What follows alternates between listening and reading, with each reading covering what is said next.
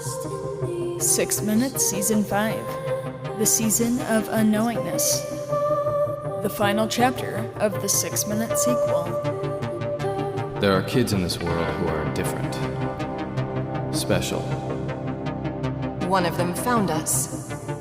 And became family. But her time ran out. And now, that girl is missing. In this episode, I'll be breaking down the latest episode, 6 Minutes Season 5, Piece by Piece.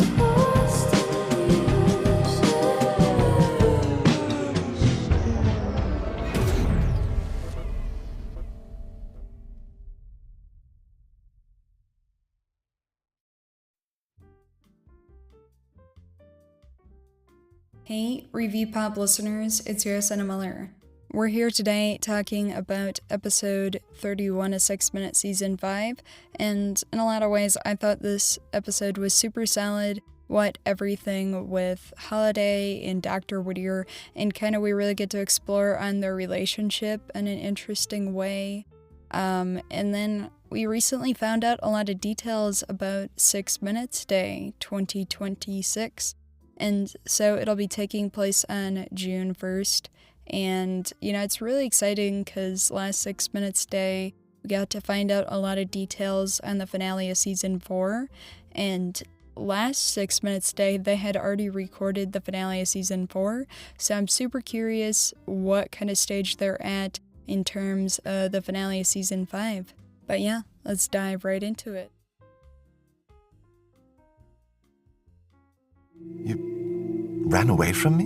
And joined the other three. We wanted to stop you from hurting anyone else.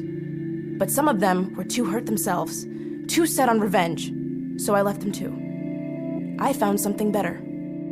A real family. You found the Anders. Adelaide, my dear, I don't know what you heard, but... Is it true? What she's saying? Yeah, that's so interesting to see Holiday so defensive with Dr. Whittier in the sense that, she's very sensitive about her siblings, right? Adam, Badger, Cam.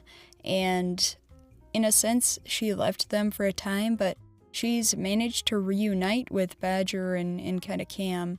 And I think it's interesting hearing her talk about Adam because at one point she was close to Adam, right? He was their leader.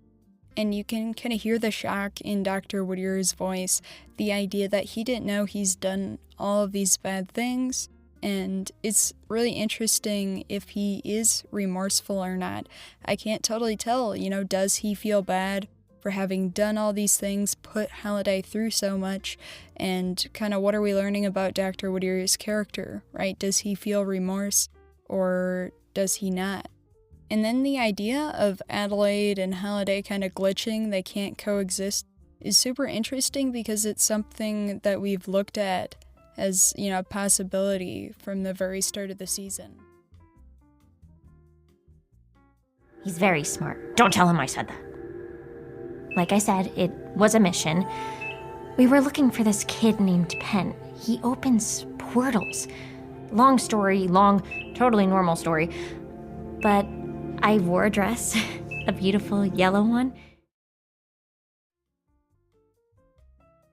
It's huge. This is a whole nother side of Brinley, right? That we don't see a lot because Brinley is known for being confident and kind of being herself and knowing what to do in a lot of situations, but the idea that she's going through things that every teenager does, I think it's huge, right?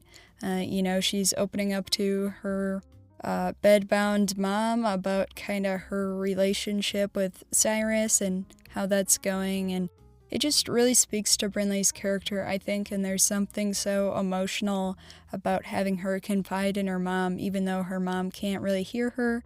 Dave and the team, they've always done such a great job writing these scenes where we have confessions or the hospital scenes, right? We saw a lot of that with Cyrus, and I love Birdie's kind of speech in season 3 when she calls her, brother stupid for not being able to wake up, and it's super emotional, and, Lily Brooks O'Brien does such a fabulous job, but I really enjoy the scene overall.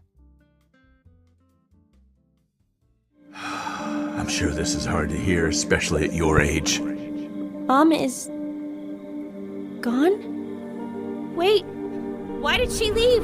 Did she ever come back? Oh, I'm back. And Mom, you're still here. But in that other world, you were gone.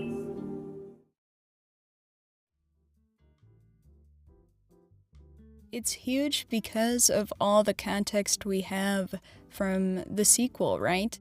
I think listening to Season 1 and Season 2, you kind of get the idea that, Brinley went through so much with her mom being gone, and that's how she found a lot of her confidence. But now, obviously, we know that Brinley's mom didn't intend to, hurt Brinley and her father by leaving, right? She was forced to, and I think we're going to continue to learn even more about that, like what exactly happened to her. Was Dr. Whittier involved? We had obviously heard last season that she worked for some kind of biotech company, maybe Whittier Corp or Whittier Corp adjacent. But from what I had gathered, I didn't think she had worked at Whittier Corp. But ultimately, the scene is so huge, and I think Rob Bogue does such a great job playing Joe here, and it's super emotional, and you can kind of hear how devastated Brinley is. The idea that she's struggling to believe that this other world is any better. Brinley!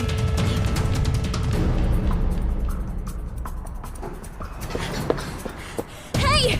You! Who are you? Why are you following me? What do you want? Sorry, this isn't the time, but I'll see you soon, Brinley. Wait, is that... She's on a hoverboard? I have so many questions about who exactly this could be, and, Jess had kind of said maybe it's Guinevere Fontaine. I don't know if that totally makes sense, right? With the idea that we can't have two people in the same time period. That's kind of breaking that time rule that, David Kreisman and the team had established. Kind of just those rules of time travel are really interesting, and throughout Season 4 and even into Season 5, we're still kind of learning about the rules of time travel, even after it's kind of been corrected, but at the same time it's not. But ultimately, I think the hoverboard is really cool. The voice sounds kind of familiar in a sense, but it's huge. I love whenever we introduce new characters, and it's interesting if maybe this mystery person is working with Badger. We're laying the clues for Brinley to figure out exactly what's going on and kind of piece together this puzzle of her life before. I think James goes first. He's sturdier and more expendable. Syringe cap off. What do you think you're doing? Gosh, this whole scene is super interesting because it's kind of a look into what Angel's ultimate plans are, or becoming Angelica Graves. It's interesting because the music really makes me think she's evil here, in the sense she's doing things past Angel wouldn't do. Delivering the Gen-A Serum to River or young James. It's super interesting. And I think we kind of set up a lot with whenever we're introducing WIT kids, and I think it's super interesting having Angel be the lead of the WIT Kid project. And it really speaks to future Angelica Graves, why she was so invested in Whittier Corp, even after being mistreated by Dr. Whittier. I think it's so interesting, and I had kind of talked about this last season. If Angel is kind of mistreating these kids, and I think that has partially to do with the fact that her powers were taken away by Dr. Whittier. We had saw that in Season 4, and so kind of her path to evilness. You were saying? I was saying that the truth is, I've always been fascinated by the idea of hovering through the sky. Do you know, before my wife disappeared, she was working on a prototype for a hoverboard. Hovey. Like the one the boy rides in that film about the brilliant scientist. I think it's so interesting every time we hear more details about Guinevere Fontaine. I could have never imagined that she was the one that inspired Hovey, right? Older Brinley. But I think it's so interesting when you start to add little details like this, and we kind of start to find out more about who was Guinevere Fontaine. Why did she try to get away from Dr. Whittier? And I think it's interesting with Season 5, we're really setting up Whittier as a villain. Ultimately, throughout all of time and space and history, it's shown that people have tried to get away from Dr. Whittier because he's evil and kind of corrupted. But I'm really, really interested to learn more about who was Guinevere Fontaine, and then kind of how does Brinley play a role in that, right? My dear beloved Adelaide is still here. And I'm sorry to say, after what I saw in my office, I realize now. Only one of you can exist. And I must choose my daughter. Yeah, this is absolutely wild, and we're just setting up Whittier to be even more evil and even more ruthless than we've ever seen him before, trying to kill Halliday. So, how is Halliday going to get out of this?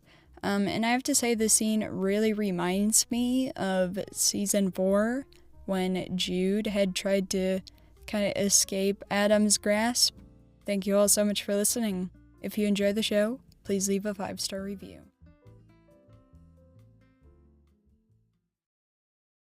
Until next time, this is Landon saying peace, love, and time travel.